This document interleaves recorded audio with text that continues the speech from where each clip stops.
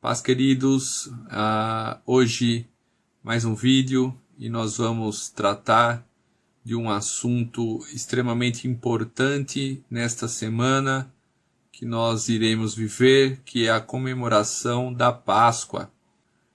Os cristãos do mundo inteiro estarão comemorando a morte de Cristo e a sua ressurreição. Nós vamos entender ao decorrer de todo este vídeo sobre um pouquinho do que é a Páscoa e como ela era comemorada nos tempos judaicos do Velho Testamento, e também vamos ver como ela é comemorada ainda até hoje pelo povo judeu, ok?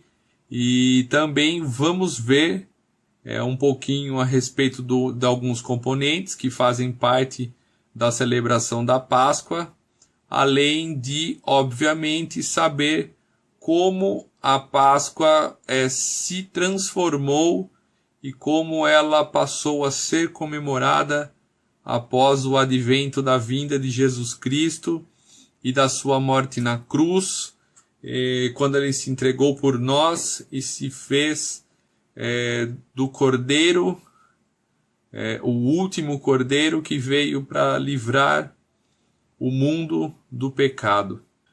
Se você gosta de curiosidade bíblica, se você tem interesse em saber um pouquinho mais sobre a Páscoa, a verdadeira Páscoa, que não tem nada a ver com o chocolate delicioso que você gosta de comer e aqueles ovos maravilhosos que vendem no supermercado, acompanhe o nosso vídeo até o final.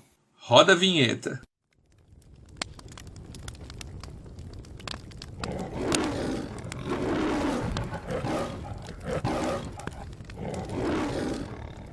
Ok, queridos, então assim, nós vamos por partes, ok? Para a gente compreender certinho como as coisas funcionam e como elas funcionaram na época bíblica. De antemão, nós temos que compreender que lá em Êxodo, do capítulo 12, Deus ele dá um direcionamento para Moisés e Arão, ok? Para que nessa época nós sabemos um pouco da história e sabemos que Moisés e Arão foram escolhidos para libertar o povo de Israel que estava escravizado no Egito. Nós conhecemos as passagens, nós sabemos que antes da última praga houveram-se 9 pragas, e tradicionalmente nós conhecemos as 10 pragas do Egito, e a última praga foi a morte dos primogênitos, ou seja, todo primogênito que havia na terra do Egito veio a ser morto. Então é importante que você conheça a passagem de pelo menos Êxodo capítulo 12. Eu não vou ler inteiro porque senão nosso vídeo vai ficar demasiadamente extenso. Então leiam capítulo 12 de Êxodo, ok? E aí nós vamos ver que Deus estabelece a Páscoa, a comemoração da Páscoa, no 10º dia do primeiro mês, ou melhor dizendo, a Páscoa no calendário judaico, que é um calendário baseado nas fases da lua, é um calendário lunar. Deus estabelece no 10º dia a comemoração inicial da Páscoa.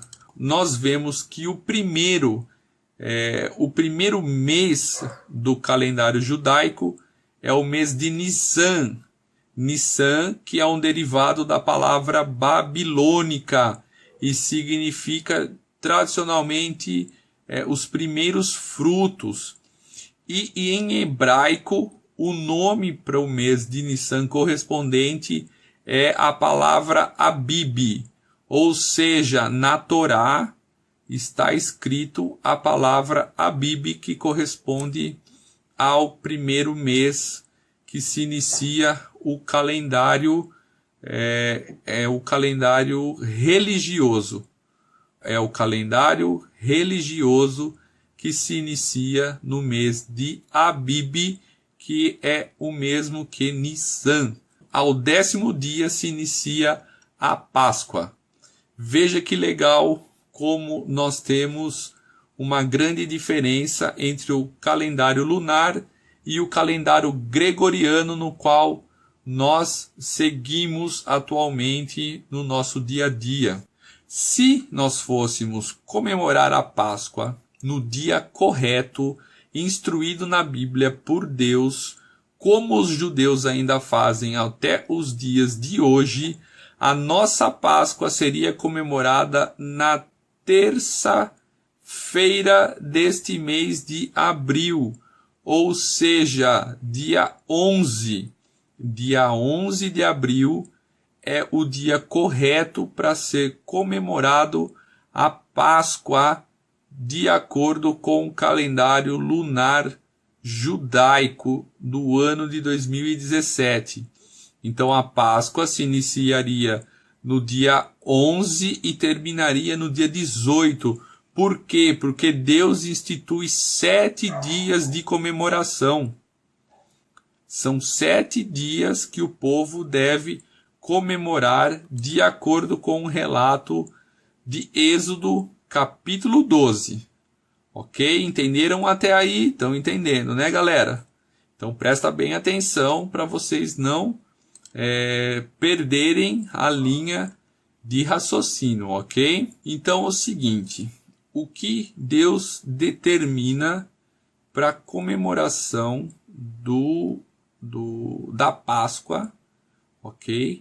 Nós precisamos entender essa determinação e para isso nós precisamos entender o que significa Páscoa. Ah, Rodrigo, Páscoa é quando a gente comemora o coelho da Páscoa e que traz ovos deliciosos, bastante recheados, principalmente agora na modernidade, aqueles ovos maravilhosos para a gente comer de colher.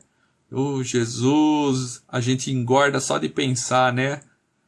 Se você não engorda, a sorte é a sua. Mas não é o meu caso. Eu engordo só de pensar. Mas a Páscoa verdadeira do cristão tem a ver alguma coisa com chocolate, ovos, coelho botando ovo? Imagina, né? Então a gente precisa entender que a Páscoa vem da palavra hebraica Pessar. E ela significa o quê? Pular além da marca, ou passar por cima, ou saltar para a próxima. Por que esse significado? Nós sabemos que a 10ª praga foi imposta por Deus na terra do Egito e que ela determinava que todos os primogênitos morreriam. Deus manda o seu povo pegar o cordeiro e sacrificar esse cordeiro, e as famílias que eram famílias menores poderiam compartilhar do cordeiro em comunhão com outra família menor. E assim, se fosse um cordeiro muito grande, eles deviam se unir dentro das suas casas. Ou se a família fosse grande, poderia ser um só.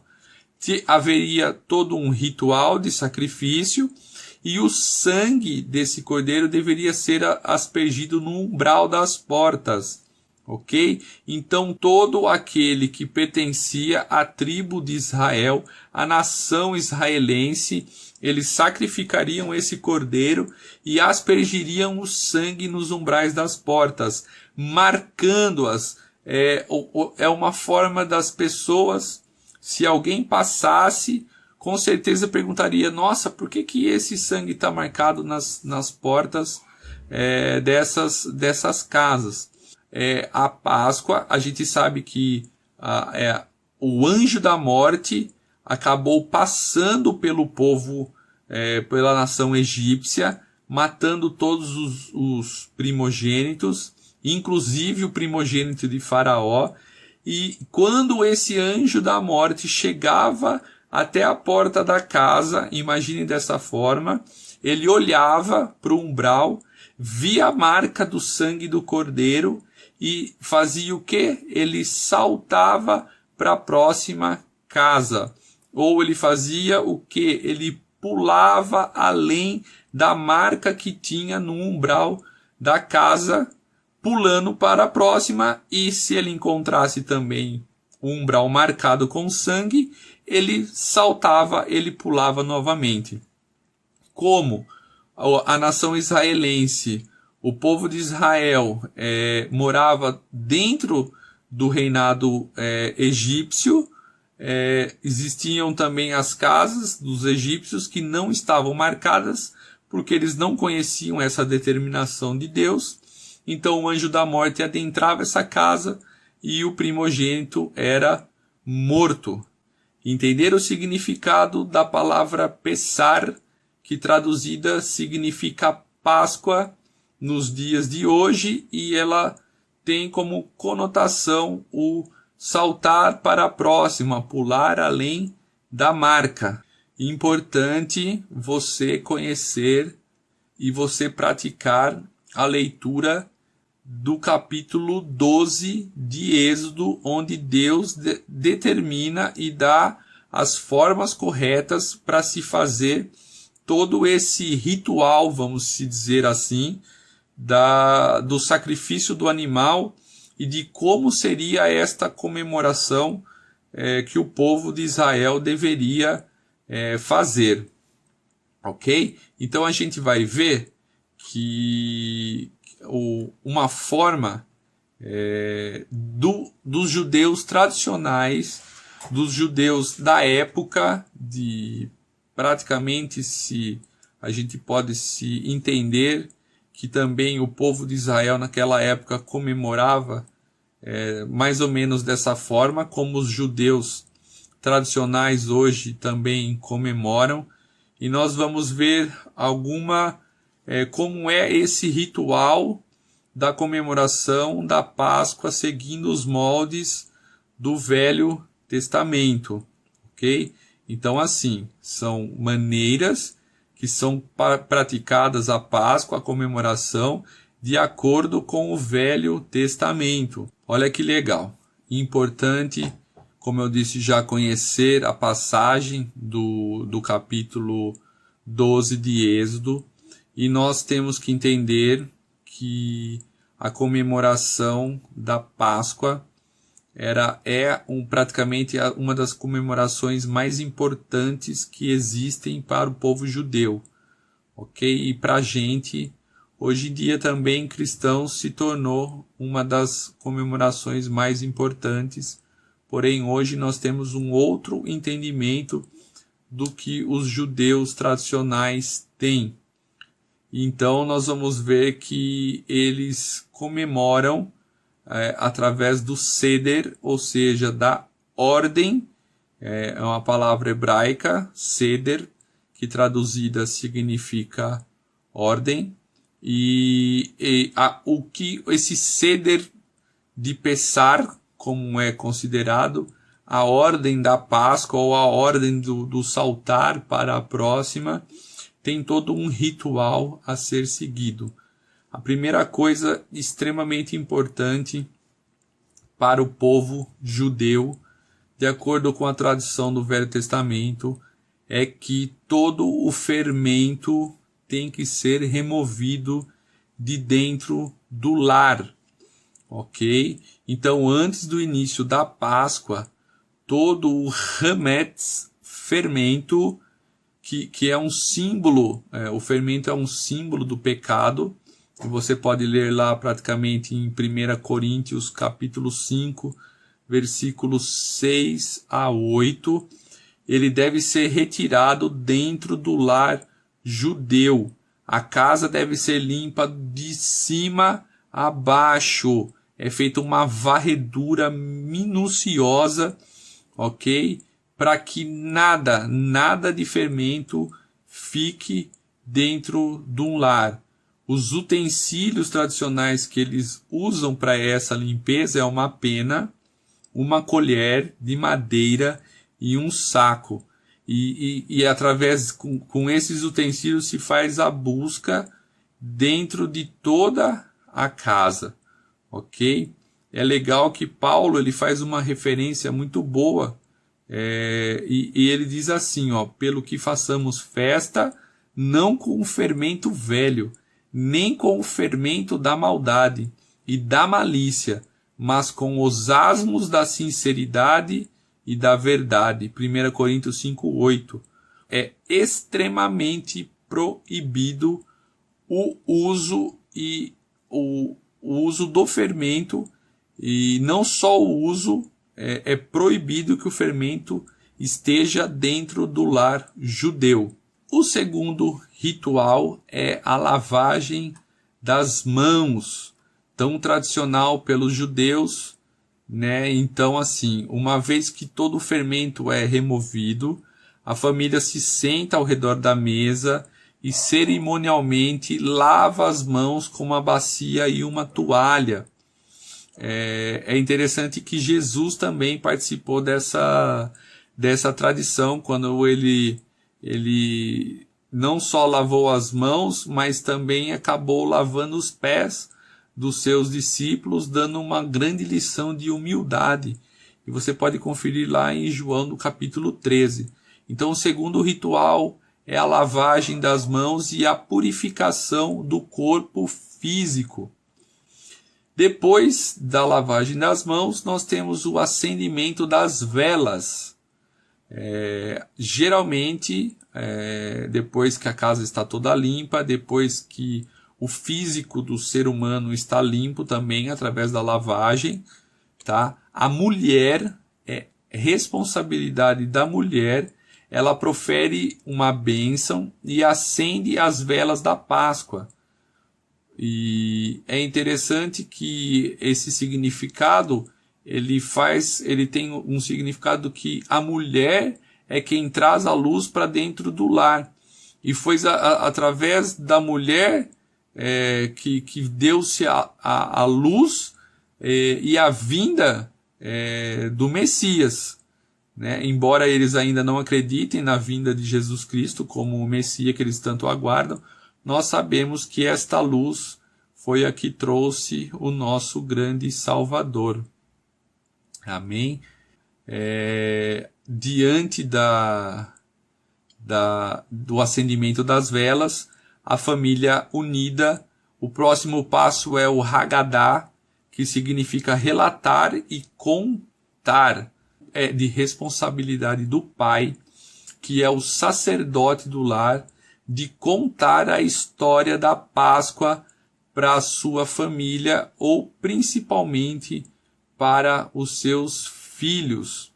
E eles usam uma passagem, olha que interessante, que diz assim, ó: e acontecerá que, quando seus filhos disserem, que ritual é este? Então dirão, este é o sacrifício da Páscoa ao Senhor, que passou sobre as casas dos filhos de Israel no Egito, quando feriu aos egípcios, e livrou as nossas casas. Então o povo inclinou-se e adorou, e foram os filhos de Israel, e fizeram isso como o Senhor ordenara a Moisés e Arão, e assim o fizeram. Êxodo capítulo 12, versículo 26 a 28. E quais são essas perguntas que os filhos fazem tradicionalmente ao sacerdote do lar? A primeira pergunta é: por que esta noite é diferente das outras noites? A segunda questão é: por que todas as outras noites nós comemos pão com fermento e esta noite nós comemos o matzah, que é o pão sem fermento? A próxima pergunta é: todas as outras noites nós comemos todos os tipos de ervas, então por que esta noite comemos apenas ervas amargas? E a quarta pergunta que as crianças fazem é: todas as outras noites nós não olhamos nossas ervas na água salgada, nós não molhamos nossas ervas na água salgada, então por que esta noite nós molhamos as ervas com água salgada 2 vezes? Também nas outras noites comemos sentado ou reclinado, por que esta noite só comemos reclinados? Essas são as 4 perguntas que os filhos fazem ao pai, que é o sacerdote da casa, e então se mantém a tradição oral de se passar a lei, de se passar esse conhecimento bíblico para os filhos. O próximo ritual, que é seguido pela família judaica nos moldes tradicionais do Velho Testamento, são a colocação das taças de vinho. Lembrando que nós vamos agora falar um pouquinho, antes de eu entrar nessa questão das taças do vinho, nós precisamos entender que o vinho não é um vinho qualquer que se toma, tá? É um vinho kosher, ou seja, é um vinho especial, preparado debaixo das leis tradicionais ortodoxas judaicas.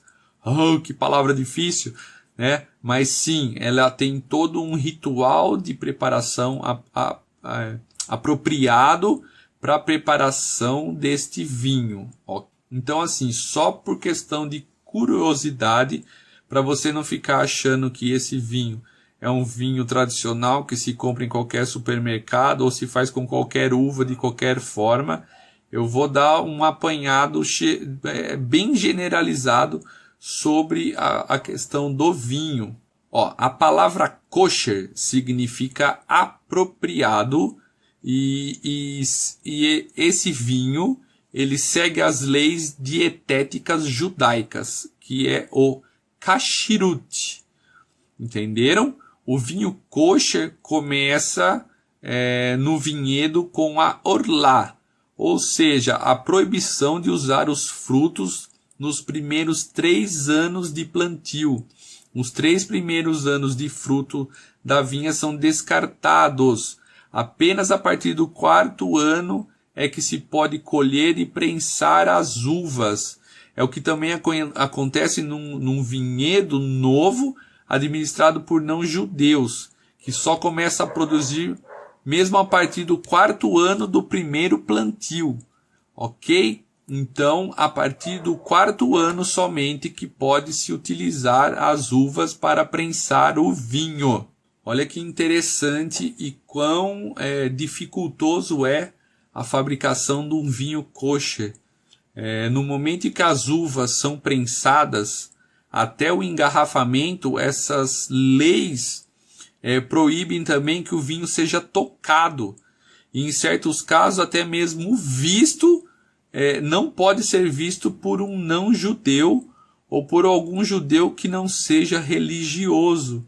As vinícolas, tradicionalmente, que fabricam os vinhos kosher, elas empregam apenas os chamados haredins, que são judeus ultra-ortodoxos, observantes rigorosos da Torá, ou seja, são observantes e praticantes rigorosos de toda a lei do Velho Testamento. Se houver um não-judeu, caso isso aconteça, dele tocar algum lugar onde exista o vinho, o mesmo se torna impuro e não pode ser mais considerado kosher, ou seja, apropriado. Mesmo na sessão de engarrafamento, depois que são colocadas as rolhas, só se pode tocar na garrafa depois que ela estiver devidamente lacrada, sem nada exposto, ou seja, a forma tradicional de se lacrar uma garrafa de vinho. Aí sim é que pode-se tocar nessa garrafa de vinho.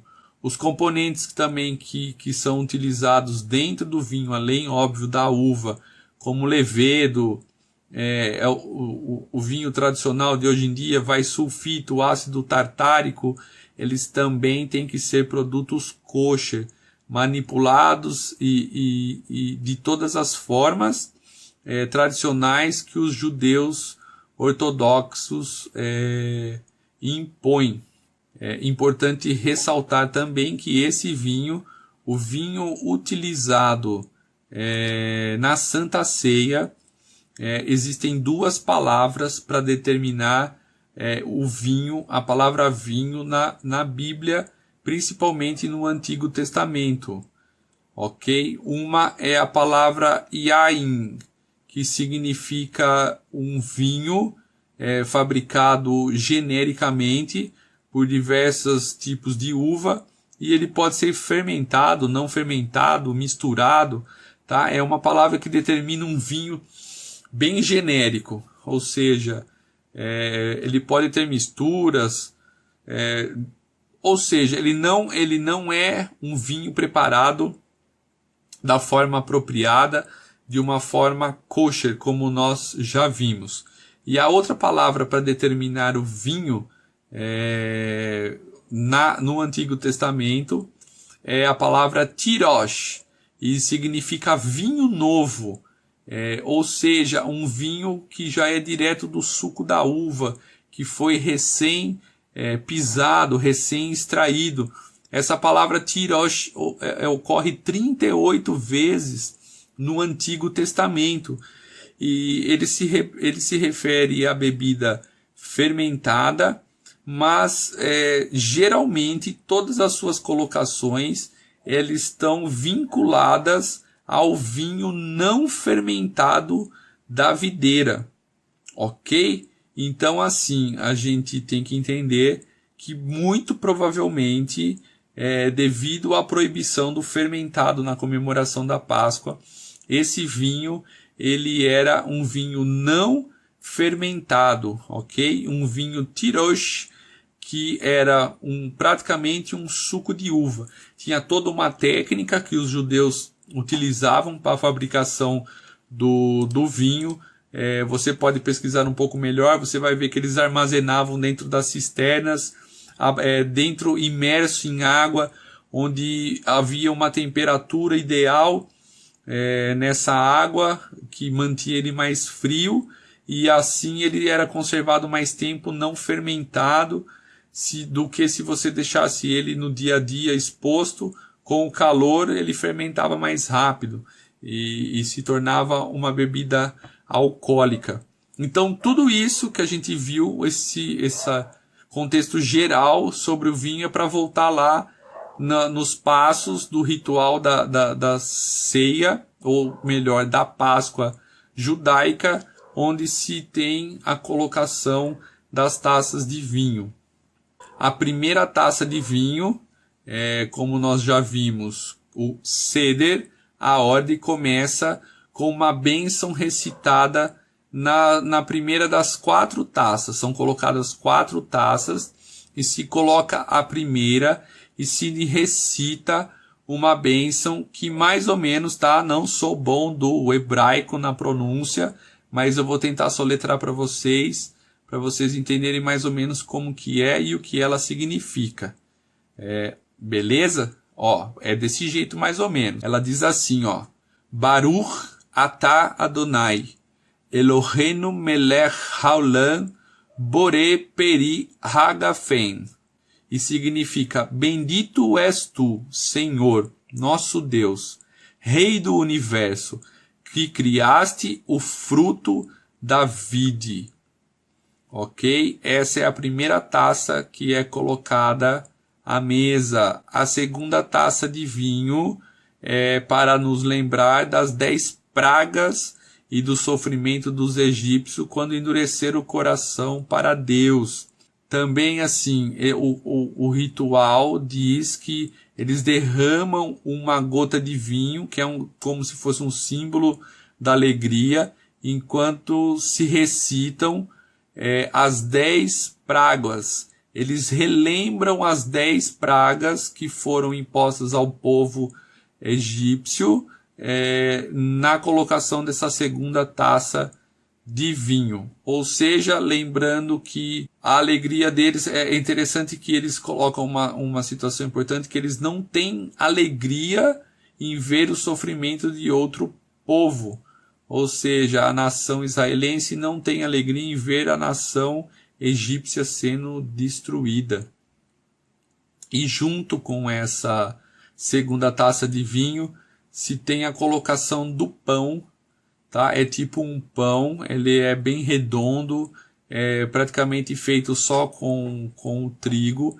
Obviamente não vai fermento, então ele não cresce, tá? E junto com nessa tradição do pão, é muito curiosa porque existe um saco com 3 compartimentos e 3 pães, que é conhecido como matzás.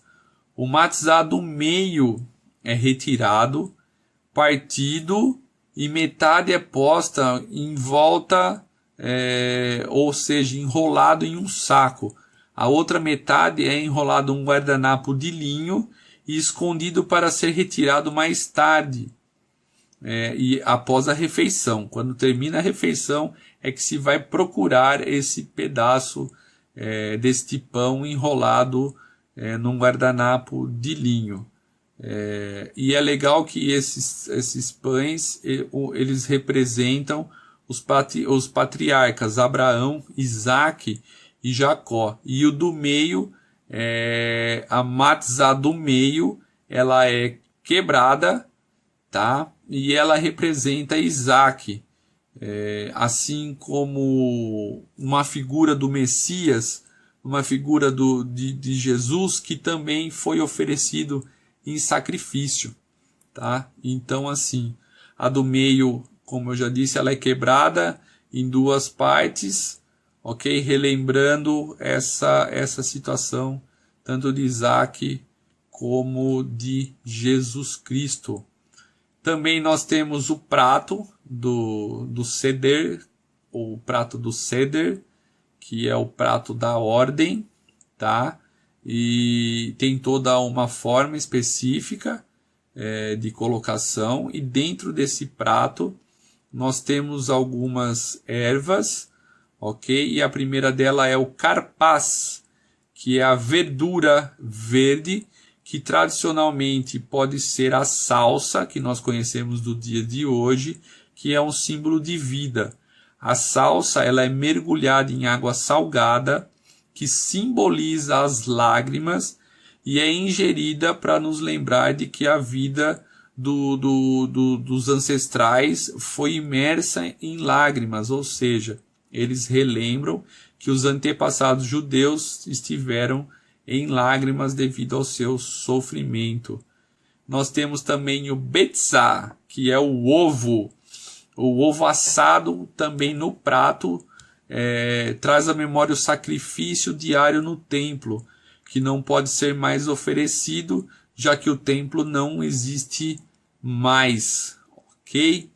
Nós temos também neste prato o maror, que significa erva amarga ou raiz forte moída, e come-se juntamente com o pão até que uma lágrima saia dos olhos.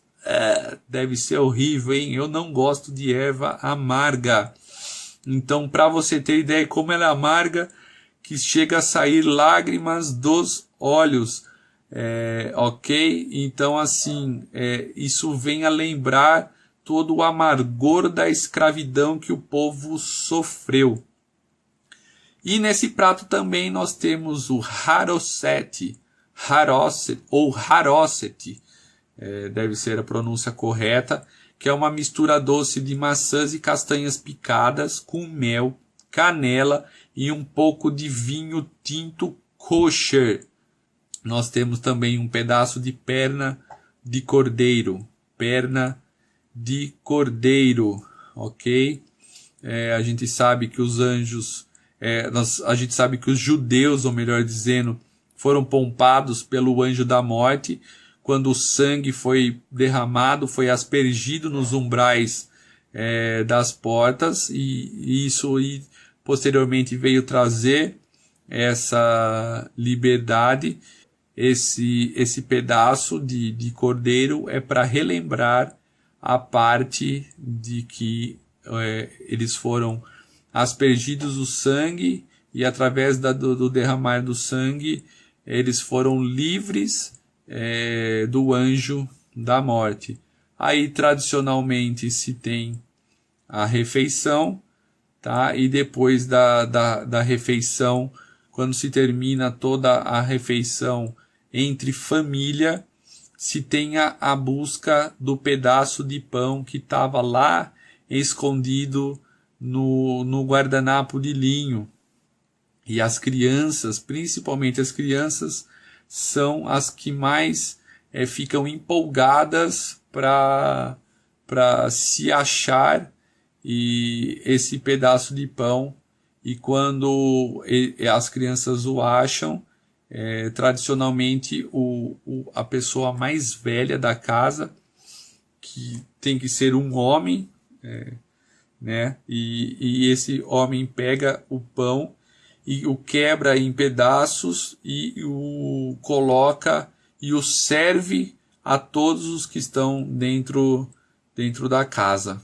A terceira taça de vinho, lembra que nós já vimos a primeira, a segunda, e a gente fez essa introdução toda na questão dos alimentos que são colocados à mesa. E a terceira taça é tomada após a refeição, toda essa refeição que a gente já descreveu, tá? E essa é a taça da redenção, como eles conhecem, que faz lembrar do sangue derramado do Cordeiro Inocente, que trouxe a redenção do Egito, ok? E essa não foi uma taça qualquer, ela, como eu já disse, ela é a taça da redenção da escravidão para a liberdade. Ela lembra a transformação do período de escravidão para o período de liberdade. E finalmente a quarta taça é conhecida como a taça de Alel, tá? E Alel em hebraico quer dizer louvor. Lembra lá da palavra aleluia, aleluia, ou seja, Halel significa louvor. E junto com essa taça nós temos pelos judeus se pratica uma oração sacerdotal ao estilo de João, do capítulo 17, tá? Mais ou menos fazendo um comparativo com a oração descrita em João 17. E há também uma taça chamada Taça de Elias. Olha que interessante, existe um lugar que permanece vazio para o profeta Elias. E o profeta Elias é o convidado de honra em uma casa na celebração da Páscoa. Os judeus eles esperam que Elias chegue na Páscoa judaica e anuncie a vinda do Messias. Então esse lugar é reservado para ele, enche-se uma taça com vinho e os corações deles ficam na expectativa de que Elias venha e anuncie as boas novas. No final de todo o ritual da Páscoa, tá? Geralmente a criança é enviada à porta para abri-la e ver se Elias está lá. E, obviamente, todos os anos a criança retorna desapontada e o vinho é derramado fora sem ser tocado por ninguém, ok? Então eles esperam a vinda do Messias e eles acreditam que o Senhor Elias, o profeta, é quem vai bater na porta e anunciar essa chegada, no qual nós já sabemos que ele já aconteceu. Espero que você tenha entendido esse apanhado geral de como funciona a ceia pascual, ou seja, a comemoração da Páscoa das maneiras tradicionais dos judeus tradicionais, principalmente os ortodoxos, ok? Então esse é um ritual do qual se pratica no Velho Testamento, do qual não se acredita na vinda do Messias, de Jesus Cristo como o nosso único Salvador. Eles não acreditam em Jesus Cristo, então por isso eles comemoram a ceia de toda esta forma que nós explicamos. Porém, contudo e todavia, nós, graças a Deus, vivemos na época da dispensação da graça. Nós vivemos uma época em que Jesus Cristo veio em forma de homem, se entregou e foi crucificado em uma cruz como o último sacrifício.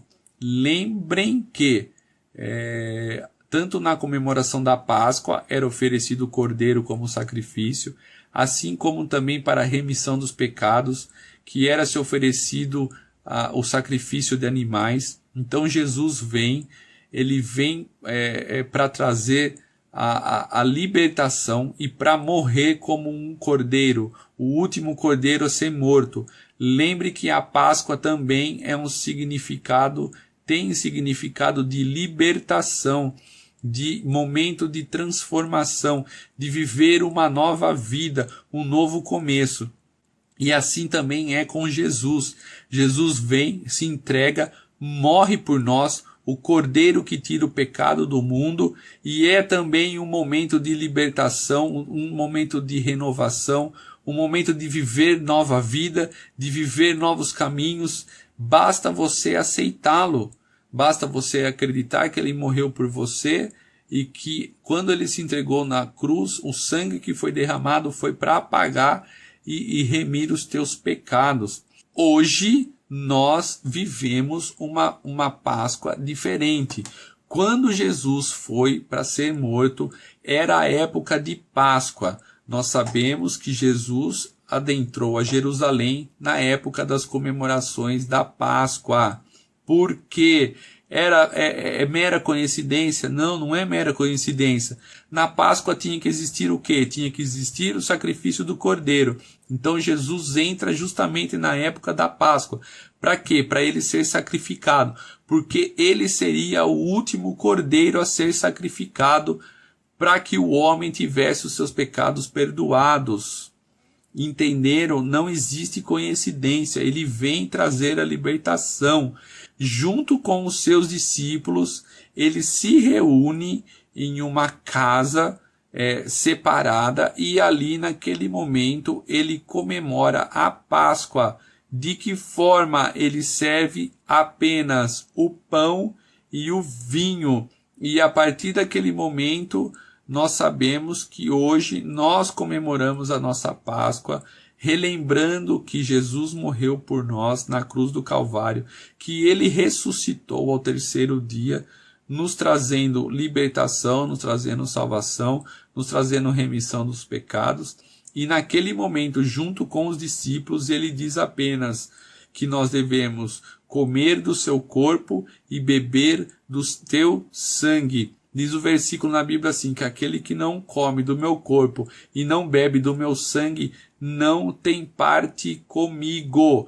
Ou seja, todo aquele ritual que a gente viu do Velho Testamento não tem mais valor para nós que somos cristãos messiânicos e não judeus ortodoxos. Ok? Nós acreditamos na vinda do Messias. Então nós não precisamos comer ervas amargas porque nós não vivemos numa escravidão como o povo viveu. Embora nós possamos fazer uma analogia com a escravidão que a gente vive antes de aceitar Jesus, isso não significa que se deve ser praticado. O único mandamento que Jesus deixa é: coma do meu corpo e beba do meu sangue, fazendo uma analogia à sua entrega na cruz, à sua a entrega naquele momento em que ele nos entrega a salvação e a remissão dos pecados, ok? Portanto, você que não participa da Santa Ceia, um alerta: a única coisa que te proíbe de praticar a ceia, conforme principalmente Paulo descreve, é o pecado. Não deixe mais de comemorar a ceia, que relembra a morte de Cristo e a sua ressurreição por nós. Se você não quer participar, se conserte, peça perdão pelos teus pecados e participe, porque a palavra é clara: aquele que não come do meu corpo e não bebe do meu sangue não tem parte comigo. Ou seja, Páscoa, nos dias de hoje, não segue os moldes tradicionais do Velho Testamento, porque nós acreditamos na vinda do Messias de que Jesus Cristo é o nosso Salvador, o nosso profeta, o nosso Rei, e que Ele morreu por nós.